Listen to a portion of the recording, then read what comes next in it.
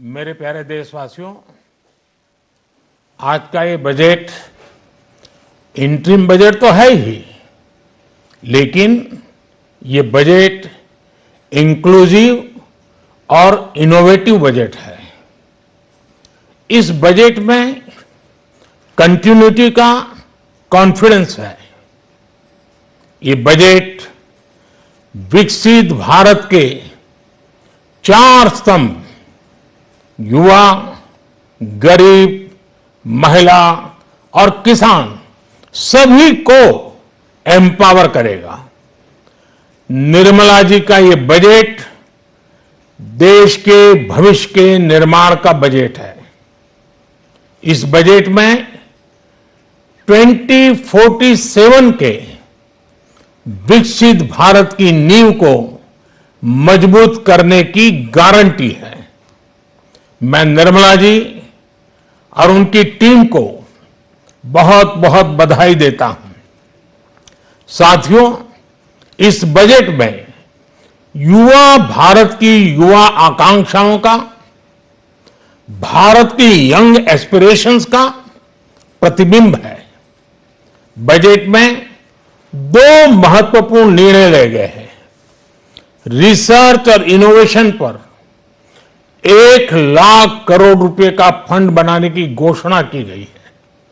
Budget में startups को मिलने वाली टैक्स छूट के विस्तार का भी ऐलान किया गया है।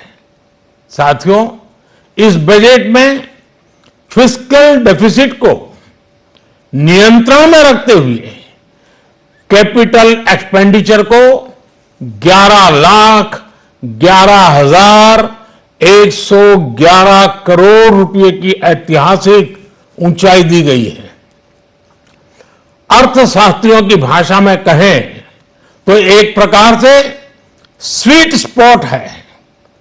इससे भारत में 21वीं सदी के आधुनिक इंफ्रास्ट्रक्चर के निर्माण के साथ ही युवाओं के लिए अनगिनत रोजगार के नए अवसर तैयार होंगे।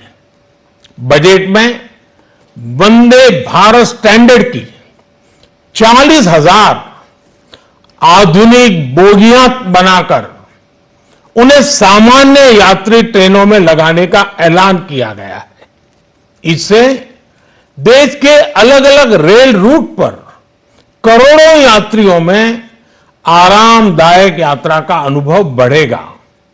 साथियों, हम एक बड़ा लक्ष्य तय करते हैं, उसे प्राप्त करते हैं और फिर उससे भी बड़ा लक्ष्य अपने लिए तय करते हैं। गरीबों के लिए हमने गांवों और शहरों में 4 करोड़ से अधिक घर बनाए। अब हमने 2 करोड़ और नए घर बनाने का लक्ष्य रखा है। हमने 2 करोड़ महिलाओं को लखपति दीदी बनाने का लक्ष्य रखा था।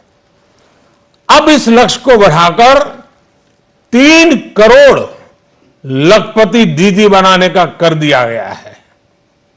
आयुष्मान भारत योजना ने गरीबों की बहुत मदद की है। अब आंगनवाड़ी और आशा वर्कर, उन सबको इस योजना का लाभ मिलेगा।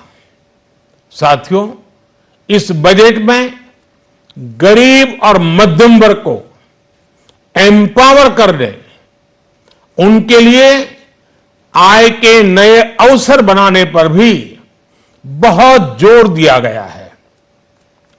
रूफटॉप सोलर अभियान में 1 करोड़ परिवारों को सोलर रूफटॉप के माध्यम से मुफ्त बिजली प्राप्त होगी।